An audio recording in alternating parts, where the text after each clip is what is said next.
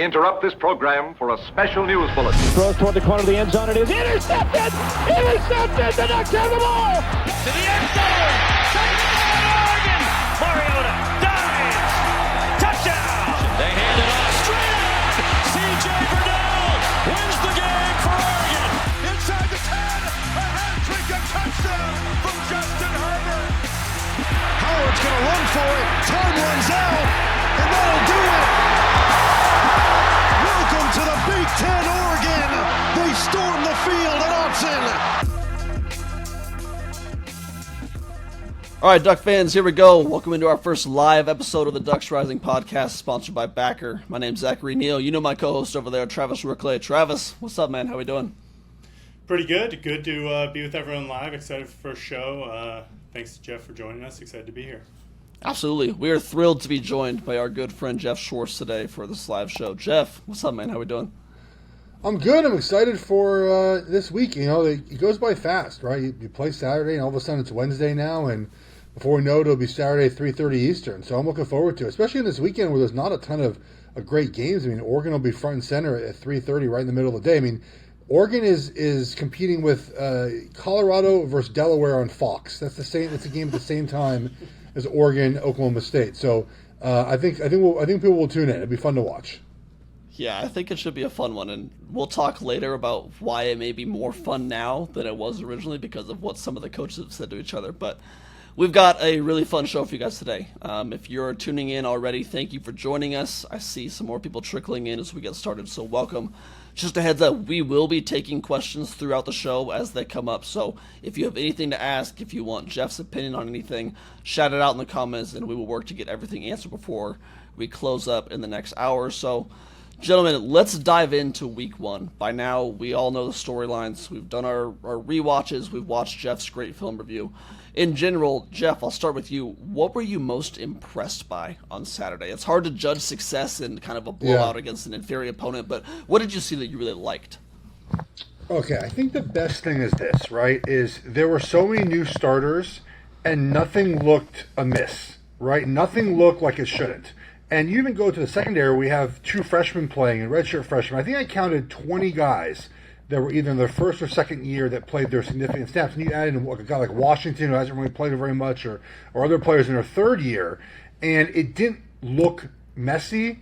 There was one maybe defensive blown assignment, but I would even argue that Mixon was doing the right thing and trying to get the quarterback. There were very few missed tackles. There were very few mental errors on the offensive line or at quarterback or wide receiver. I mean, there was, the mental errors kept happening on the edges where they weren't blocking it correctly on some of those quick passes. It wasn't even just the Moore pancake. There were other ones as well. Those are easy cleanups, right? Like those are easy, very easy to fix. And so that to me is the most important thing is last year they played back against Idaho, very clearly wanted to start differently this season, and they did a really good job of just playing a very clean game against Montana State. It's funny, Bill Conley put out the SP Plus for this weekend. Like, they're better than Colorado State, according to him. Like, they're not a terrible FCS team, right? And so I think that the domination that came out early and continued throughout the game, even, look, the fourth-string quarterback got run. It was a game where everyone got to play, and they all played well. And that, to me, is just a very good indication of a healthy culture and program. Travis, what about you? What did you think about the game? Well, I think just to double up with what Geoff said, I think what makes that all the more impressive is you have a team in Montana State that's like super well respected, well coached, experienced in a lot of ways, and so to be clean throughout from a young roster is obviously a huge piece of it.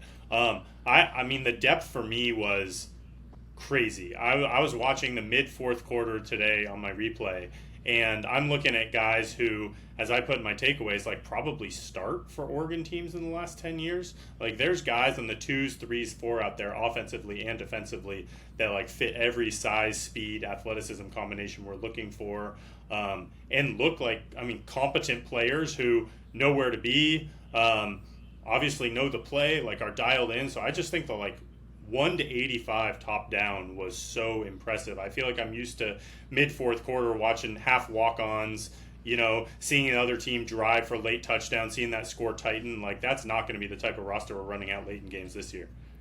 Well, and what I loved is, you never want injuries, and fortunately, it sounds like Pregnon is going to be okay and Kavika is going to be okay. But we had not questions about the offensive line, but just, we're curious to see how they gel early on, especially after how last year went. They had injuries early, and they kind of had to shuffle things, and they didn't miss a beat throughout the whole time. So I thought that was just really impressive to see. I'm just saying, I think everything we said was important here because I think there was trepidation about new, like all the newness that we were going to see, and it didn't look new to me, which is super important. Geoff, I'm curious about this. When you sat down on Sunday to go through the film, what were you most excited to watch? Like, were there any things that you remembered on Saturday that you made a mental note of that you really wanted to get back to break down? Well, the more block on the Bryant touchdown was like number one, and I was able to do that like immediately. The film was up like immediately. I was doing it in my hotel room in Eugene. And then obviously he did the wrong thing. But look, if you do the wrong thing, go 100% doing the wrong thing, which he did, which is a great kind of coaching point. Right? If you make a mistake, do it fast. And then I think I wanted to see a couple of things highlighted on my video. I wanted to see that Jay Harris long pass completion because I think Moore did a good job of manipulating the defense and knowing what to do. And then defensively, it was Washington. I mean, I mentioned at the time, he was in the backfield every single play. And look, one thing, by the way, can we get better Wi-Fi in Autzen Stadium? Like, can we work on that? It's like I go like every other year. Like I'm trying to like send my thoughts out. I'm trying to text message. Like people are like Alabama, Florida State. It's weird. I'm like trying to get updates and like the internet was so. I was tweeting my thoughts out in real time. 20 minutes later, finally loaded to social media. Autzen was incredible. My wife's first time there, like the best time. She loved it. Just personally, the Wi-Fi like cell service thing. It's 2025. We got to find a way to be able to send text messages, right, guys? I mean, you're there every weekend. I'm not. You're working as well. I'm just in the stands. Nonetheless, I kept tweeting about Washington. The tweets wouldn't send, but he was in the backfield all the time. And again, it's Montana State. I get it, but their offensive line's not bad for FCS, right? It's a good offensive line. Some young guys there, but the thing with Washington though is it's the quickness. Like it was very noticeable on film. You got to get that press box Wi-Fi. Just saying that much. The press box What? Wi-Fi is good. The press box Wi-Fi works. Oh, see, I almost text someone. I was on the club side. I almost text someone. I was like, "Can I have like the UO password for the Wi-Fi?" Because I knew someone. I probably could have gotten it if I really wanted it. But again, that's not like what regular people can do. So it wasn't that important. But I needed. I was surprised in the year of 2025 that the Wi-Fi wasn't a little better. Nonetheless. Great time, of course. Well, between that and the by mark scoreboard, and they're putting up scores from Thursday and like scores from 4 hours ago. Yeah. It's like if we're not gonna have Wi-Fi, can we give a real score of a game? That my dad noticed that pretty quickly. He was like, I want to see the score of the games. I was like, I don't know what to tell you, man. I don't know what to tell you. And then eventually, the second half, they started putting them up there as well. But you're right; it wasn't like real time. They had some games that like. Some FCS games. You're like, just give me Alabama, Florida State. If you did a picture-in-picture, it would have been nice in the third quarter. Just put it up there as well. That's of course joking. I don't need that. But yeah, enough of that though. I thought Washington to me immediately stood out as a difference maker in this game. Travis, what was your favorite thing from Geoff's film? I mean, I think you obviously heard Dan talk about that more check. In that situation too, but I think just like the Malik Benson piece is a huge one. I mean, we've been talking about him for a while as a guy that has every bit of talent in the world, size, speed, and hands were the question, and just like route technicality, stuff like that. I mean, that was a big time guy coming out of college that we wanted bad and ended up going to Alabama. So I think if he can develop, like you saw in that touchdown, into like a technician, taking that next step. I mean, we need a guy opposite Moore to be that dude. It seems like Gary Bryant Jr. is going to be in the slot. Seems like DeCorian's going to be on one side. I mean, if Malik Benson can turn into a consistent, reliable threat that we can rely on, I think that's huge for the offense. Yeah, I completely agree. And I mean, you mentioned it a little bit. I loved what Dante did. Dan talked about it after the game. Geoff went over it, but just his check when kind of making that, not making the play. Taking what was in front of him. I think that was really important to see. Geoff, what did you? I know your first film room you did. You talked about Pregnon's stance. Did you have a chance? Also, it was better. Yeah, it was better. I thought the offensive line was interesting. they tried a bunch of different things early in the season for, I think, on purpose, right? They tried just doing different things. And so it's interesting to see what they did. Look, I've told Dan this actually before when I've spoken to him, like about just generally offensive stuff. Like I think RPOs are fine. They're fine. There's a purpose for them. I don't think you should major in that as your offensive run, because what teams can do is they can say, okay, we want you to throw the ball every time you need to run the ball. And they know you're going to throw the ball. And like I thought in game one, we saw a lot of must runs. Like the first play of the game, under center, outside zone. And I love that so much because there are times this season, mostly Penn State, like you're going to have to, at Iowa, you have to get under center and run the freaking ball. And I loved that part of this game. I also loved, look, he got hurt. 73 got hurt. They moved 74 over to left guard. I know I use numbers. It is what it is. They put in, they put Bedford in, which is a huge bonus to have a 6th-year guy just as basically your third string guard. Didn't miss a beat. And then later in the second half, they moved 71 into right guard and put Wilson, that's Wilson, right? 78 at right tackle. And it looked all the same. Like that. So the depth of the offensive line, I thought the different things they did, they started pulling the center a little bit more than they have in the past, which I think he looks a little bit more agile this year. I think not that he wasn't agile, but he looks a little bit just in better condition as a player this year. So, and look, I rattled on Bickford last year. Pickard 70. Pickard last year. He even looked better this season, like in the first game. I want to see World do a little better run blocking. That's something I've noticed. Like he just sort of is so big and strong. Sometimes he just gets a little too excited and just be patient.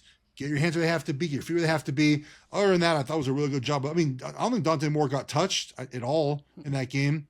There was one giant missed block. If 71 blocks that guy on that GT, Dante Moore might walk into the end zone. It was about 40-yard line going in.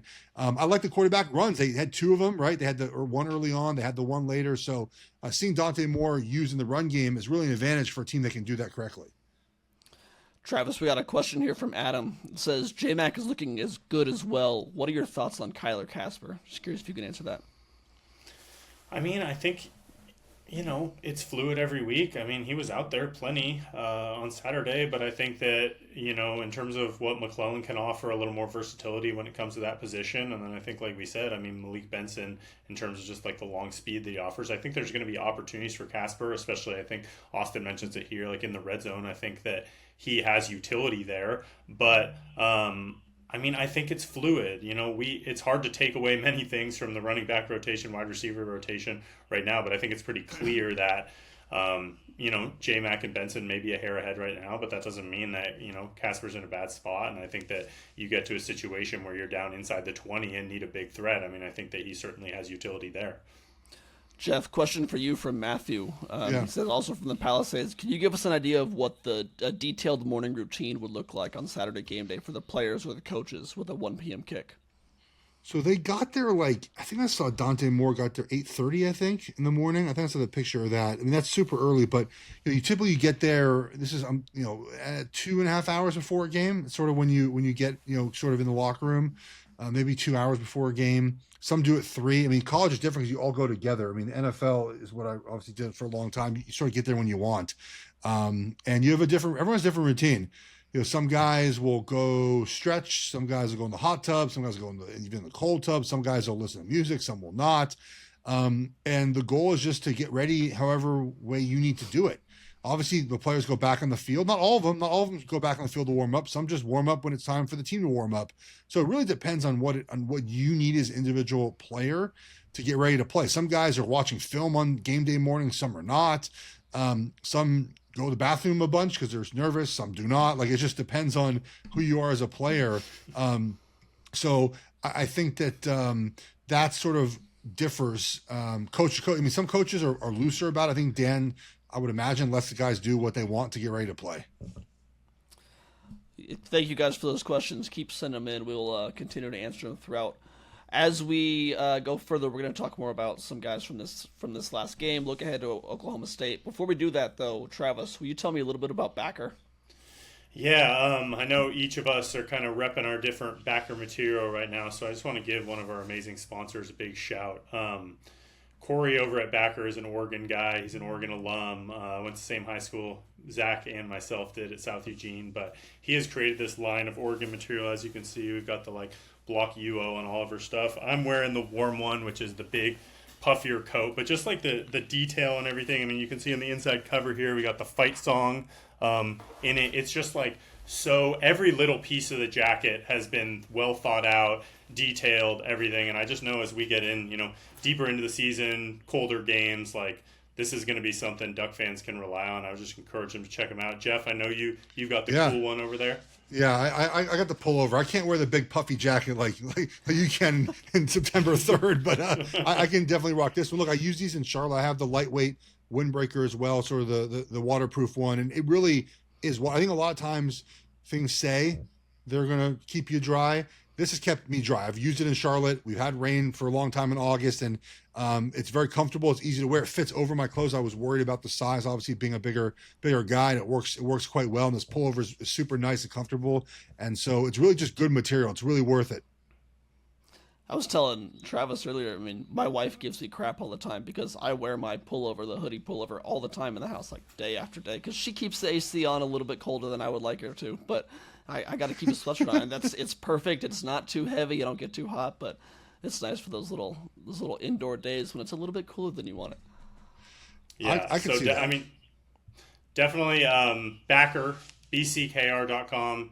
Check them out. I know we have the code RISINGFREE right now, which gives you expedited shipping and 10% coming back to Ducks Rising. So it's just an amazing opportunity to support good Oregon people. Money's coming back to us. Great way to support Ducks Rising itself. But most importantly, I mean, we all believe in this product. We're not just selling it because someone's giving us a cut. They sent us this stuff. We've got it in our hands, and we believe in it. So just encourage everyone to check it out. Absolutely. All right, I want to talk about Dante Moore. He's been getting a ton of buzz nationally, I think, particularly over the past couple of weeks. Played really well on Saturday. What was the best thing that you saw from him on week one? Obviously, we mentioned that play that he didn't make. That's, Dan talked about that as well. But from the stuff that he did do, what did you like that you really saw, Jeff?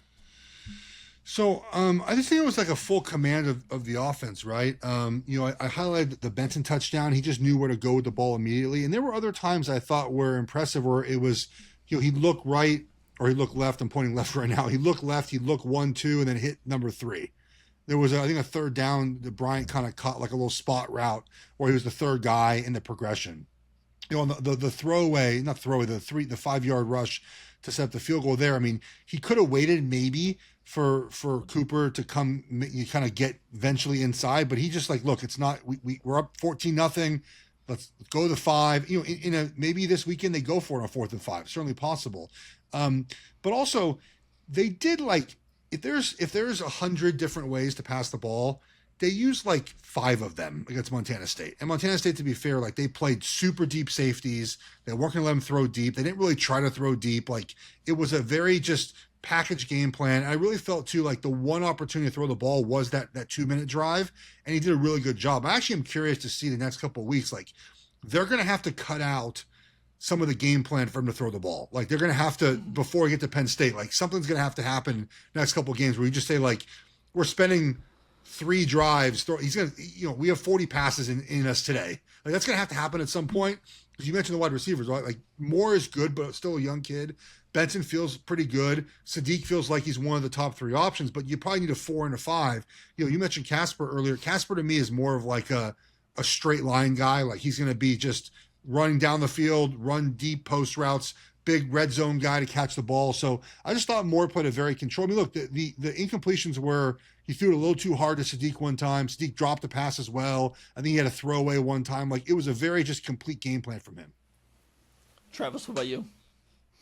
Yeah, I mean, I think you just see the value that year in the system had. I mean, it's pretty crazy to think, but I thought when you compare Dante's first game to Dylan's first game last year, I thought Dante looked infinitely more comfortable. And he's had 5 starts and Gabriel was on 50. I mean, it shows you the value that being in a system and knowing a system has. And I just thought everything was simple. He just looked under control. His body language looked under control. He looked like he knew where the ball needed to go. I mean, he had multiple full field reads, I thought, where he's going 1, 2, 3, ball's going back over the middle or ball's going check down. So I just thought it was clear, like, he enacted the plan that Dan and Stein had for him, which, as Dan said after the game, was like, it was a simple game plan. He knew what he was going to do, and like everything was just super dialed. So, I mean, I think I've said for a long time that Duck fans should really read into the fact that he chose to sit here as a year as like a huge asset and a huge credit to him in terms of what he knew he needed. And I think that that was a perfect illustration of what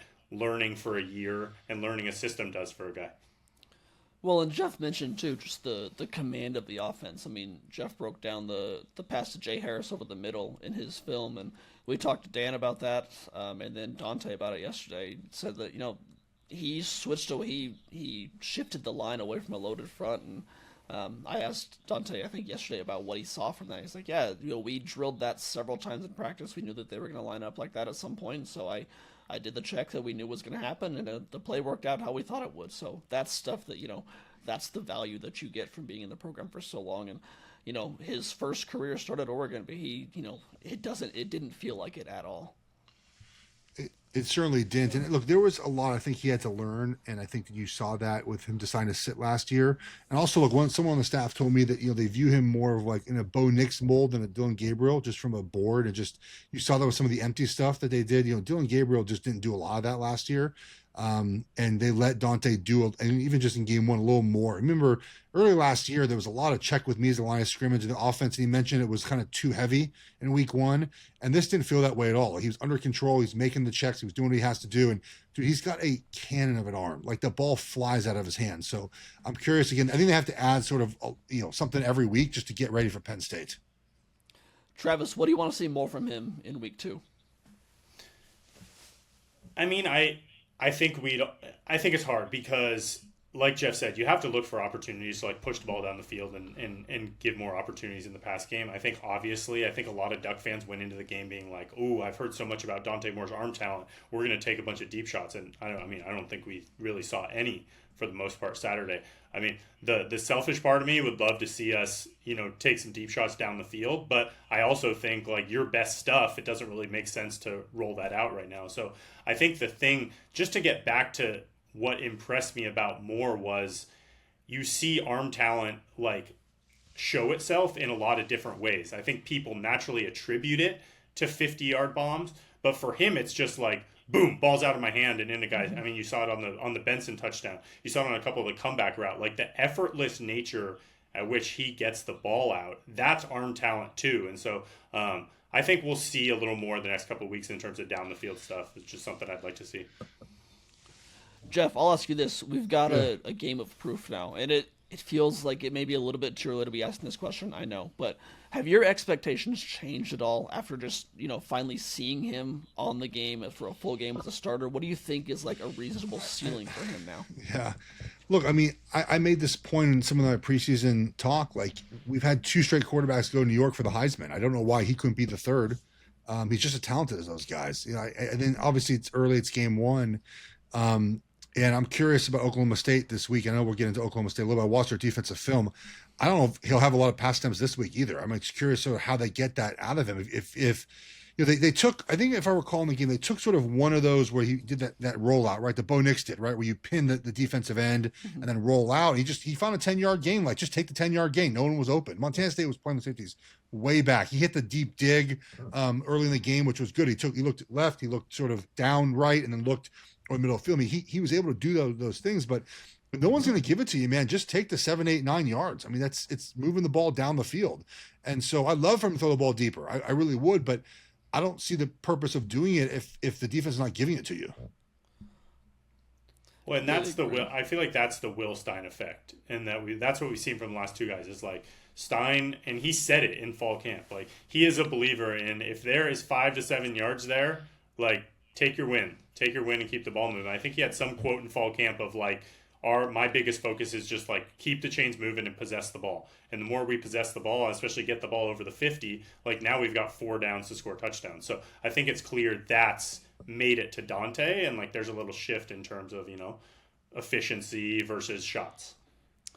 We got a question here from OK Player. Geoff, what is the upside of this line when healthy versus the last few years? Do you think it's a Joe Moore finalist again? If if we finish second in Joe Moore Award, I might quit the committee. It's going to be a problem. I mean, yeah, I think it's as good as it can be. I mean, look, you have a guy at World who is a possible first-round pick. I think it's pretty high for him. Center's being drafted, left guard's probably being drafted.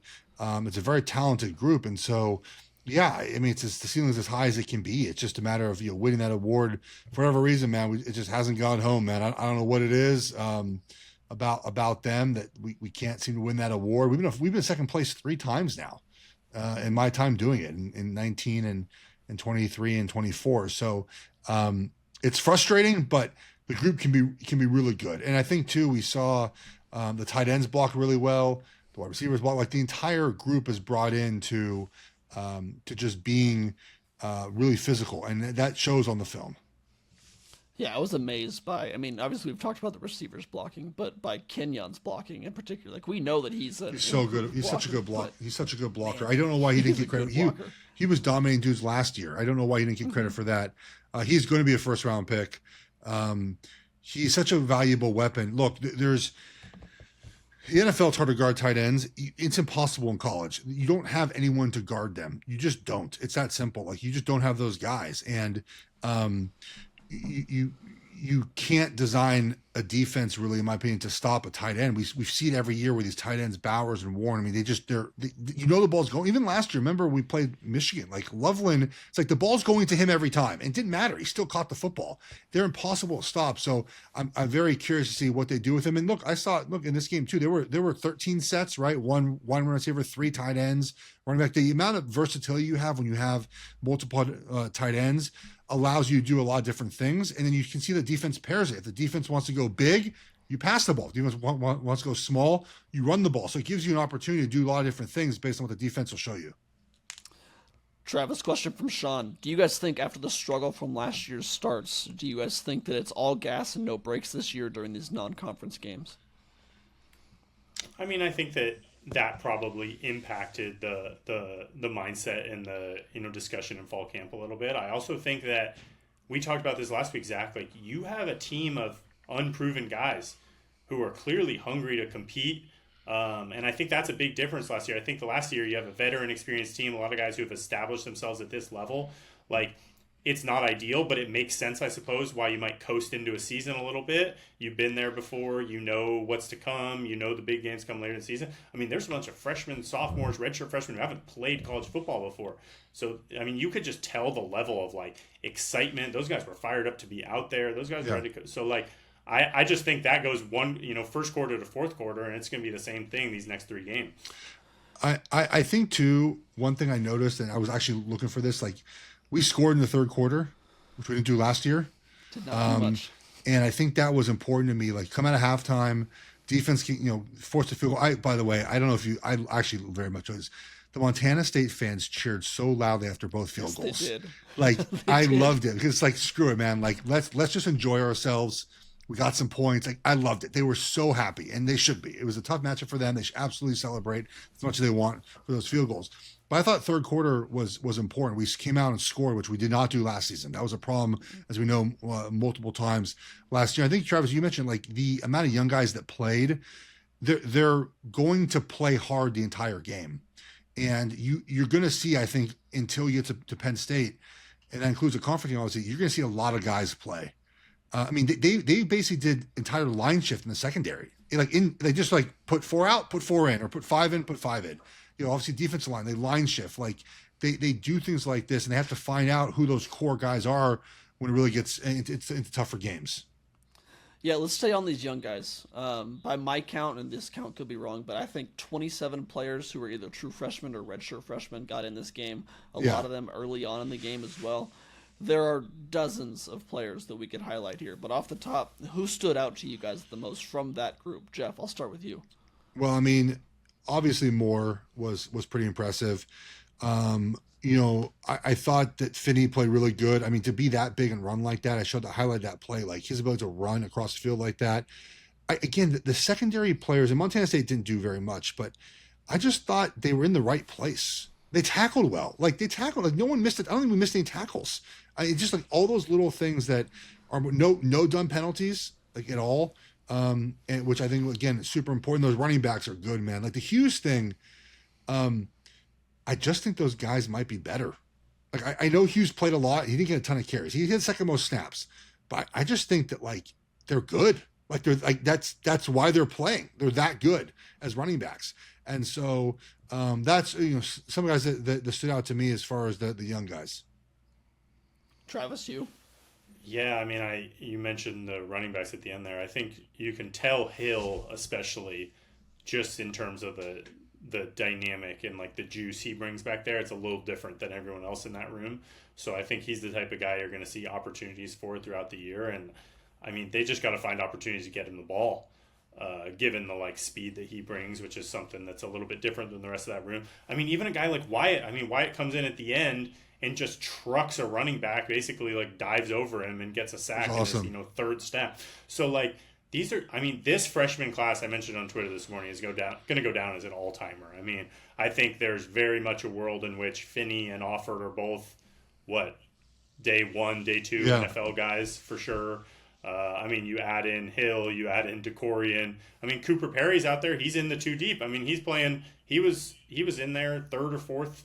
Time we possess the ball. So that class, man, is going to be maybe the best we've ever had. Well, and not just to pick an easy one off the stat sheet, but Jordan Davison, led the team in touchdowns. Like, he may not be the home run threat that Dier is or that some of the other running backs are, but the different element of offense that he gives you, like Noah said after the game, is like no one's stopping him from getting 1 yard, 2 yards, 3 yards. Like, he's such a big guy and he runs so downhill that there's a lot of times in games where you're going to need a first down for 1 yard or 2 yard out or a goal line run, and you give it to him. I think they feel really confident. So the other guy quickly, I actually didn't. I know the roster decently well. I'll say it, but I didn't know who Nix was. I'm gonna lie. Yeah. And I saw him get out there, and he was the fourth linebacker. He was the fourth guy. It was Mixon, it was Bryce, it was Jackson, and then it was Nix.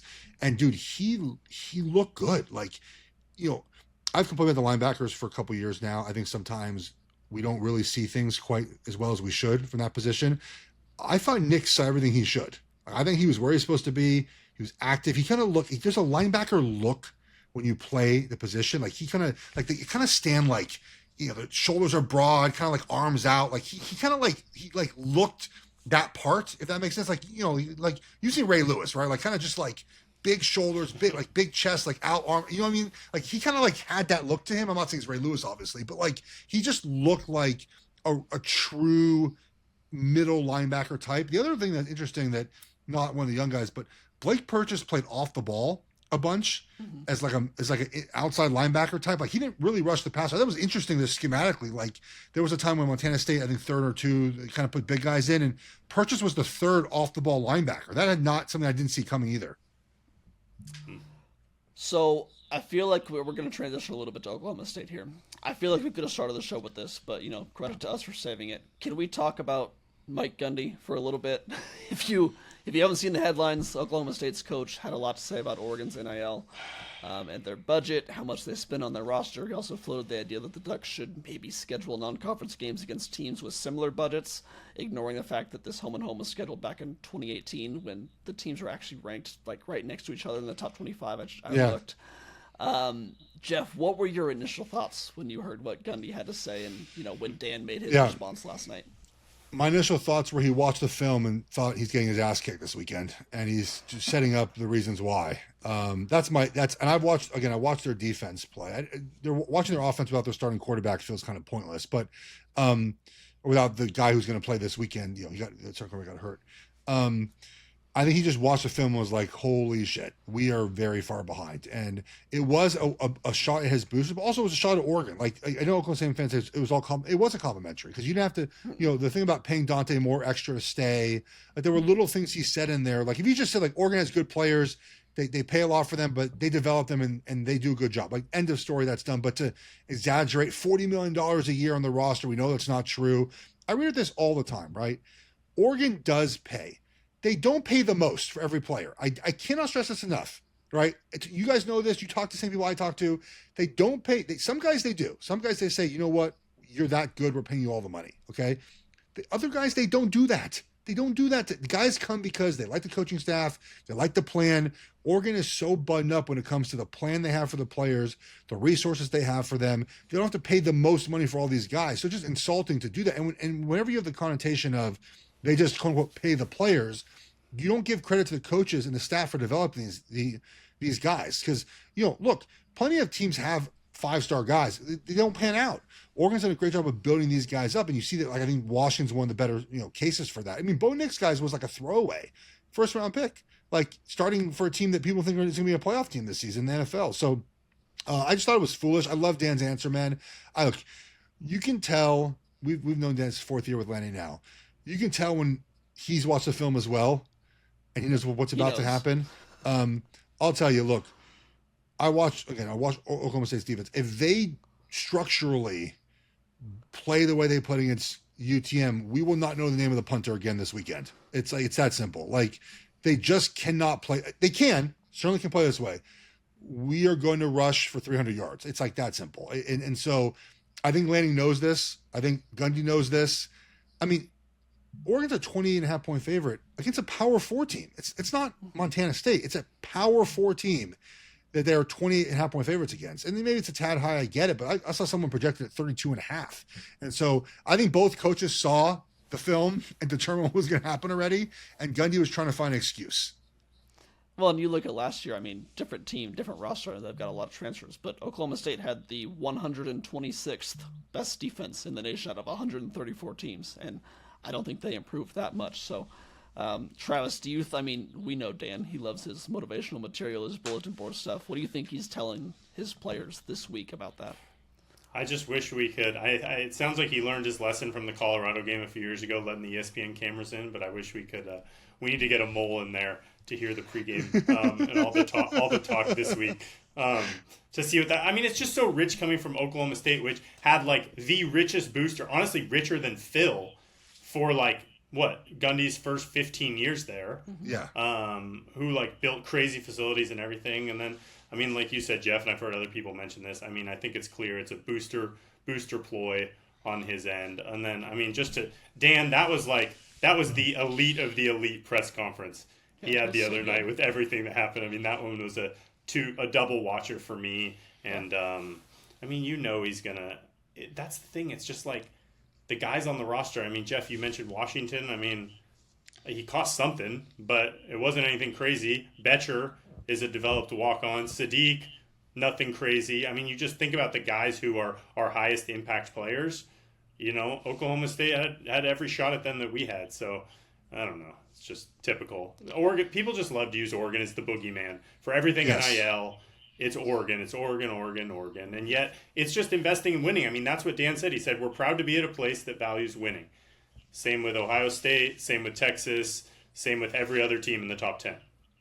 Well, I just love it. Some people don't spend as an excuse for why they don't win. It's like, couldn't have said it better. It's perfect. It was awesome. It was awesome. All right, before we get out of here, Geoff, I want to open this up to you a little bit. You came back to Austin for the first time since graduating, I believe. No, I've been back. I've been back. It's my wife's first time. Yeah, we've been back. It's my third time first time with the kids. Yeah, wife's first time. Thank you. But you got to spend some time around the program, be at the facilities, take in practice on a Friday. What was that like for you? Oh, I mean, look, I think that inviting players back and being so welcoming is fantastic. I think that Lanning just seems like a real genuine person. I think that sometimes coaches can be one way in the public, and I've certainly had coaches like that, and there's reasons for that. And then obviously different behind the scenes. I think he's the same guy all the time. When we were at practice, and he talked to my son afterwards, just was like, didn't talk football, just asked him like what movies he was watching on the airplane, and he's like, my son was watching Happy Gilmore 2, which I guess. I had not watched it yet, and Dan and him were talking about it. He just seems like a genuine person, and so the ability for him to have a program like this and still be that way, and really everyone, right? I mean, everyone on the program feels the same way, and I think we win a championship at some point under his tenure. It would be surprising to me if we didn't in the next 5 years or 7, how long that takes. I reiterate a lot. It takes first-time head coaches 6 years to win a championship for the most part. Ryan Day and Kirby and these guys. especially when you try to build the roster the way you want it. I think now he's got the guys. Like, the defensive line is huge, man. Like, they're all huge humans. They're big. Like, you need those guys to win championships. You cannot have little people to win championships. So I enjoyed my wife at the blast. She's not a football fan, and she's only been to a couple college games that just weren't very fun. This was a ton of fun. The kids had the best time. They loved it. We did shout. We did everything. We stayed to the very end. We stayed to the very, very end. So we had a great time. You've seen NFL locker rooms. You've been a part of NFL practices. Like, can you compare that? And I know that's kind of cherry picking a question, but can you compare that at all to what you saw at Oregon this past weekend? I went to walkthrough, so that's kind of a not the best example. And NFL walkthrough is a little bit different than college. It depends on the coach. Like, some coaches, we don't really have walkthrough. We practice Saturday and then we play on Sunday. Saturday practices it depends on, like, sort of who your coach is. Sometimes they have helmets on, sometimes they don't. Sometimes you gotta put a little tape on, sometimes you don't. The facilities, though, the NFL facilities stink. There's no, like, you can't compare them. Like, there's not NFL. Your facilities in college, obviously, for multiple reasons. Like, in NFL, you get paid. Like, you don't just give me a chair with a back and it's comfortable. I don't really care what else I sit in. Like, I'm just like, it's so college. You're enticing these young kids that are impressionable to come to your school. In this situation, in the NFL, you're not. So there are better facilities now, but for the most part, most facilities are pretty boring in the NFL. So it really is. There's no comparison. But the thing I go back to a lot is everything Oregon does is the best. Like when they decide to do something, it's only the best. So if they're going to do something, it's going to be the best indoor facility that's ever been made. If it's the best, it's going to be the best, locker room. If it's the best, the best uniforms, the best. It's all the best of everything, and they just do a really good job of nailing all those details. Travis, you got anything to add there? I mean, I think it's just the combination of a culture, a family environment. I mean, how many recruits do we hear talk about that? How many people around the team do we hear talk about that? I think you saw Mario start that, but I think that Dan's obviously taken it to a whole new level. I mean, I think back, we had our alumni corner with Josh Connerly this weekend, and he talked about how, he took a chance on this staff being a first-time guy who, Dan had never coached a game at this level. And Josh said that they outlined a plan for him. They told him he was going to be a first-round pick in 3 years, and he said that every single thing that they sold him on took place. And now Josh can tell that story, and you tell that story to the next guy and the next guy. So it's clear they've realized that, Scott Frost was wrong when he said that you couldn't recruit to Oregon, and they have, they have the backing now to do it. So I think when you combine just like resources, culture, staff continuity, all that, like, you get a well-oiled machine that's just going to be in contention every year. Like, I don't think that there's no blip here. I mean, this roster's only getting better. We said that last year. It might have been the best roster we ever had. Now we're saying it this year, and we very well, if we can hold on to some of these guys, we're probably going to say it again next year. Yep, completely agree. All right, we're going to end things right there. If you tuned in for this live show, thank you very much. We really appreciate your support. Be sure to go check out Jeff's film room breakdown of Week 1 on YouTube and watch our latest Alumni Corner with Josh Connerly that went up earlier this morning. If you are not hooked up with Ducks Rising just yet, now is the time. Head over to ducksrising.com and sign up. Remember that 97% of all proceeds go back to the athlete in the form of the NIL, so it truly is your best way to help contribute to the team, help Dan Lanning bring a championship to Eugene. Jeff, Travis, do you guys have anything to add before we get out of here? Should be a fun weekend. Can't wait to watch it. Zach, you need to find a way to get in that locker room before the game. I think you might have a better chance than I do. We'll see. Just text Mark. Go in there before and put a little listening device. I'll see what I can do. All right, guys. Thank you all so much for tuning in. We'll catch you next time.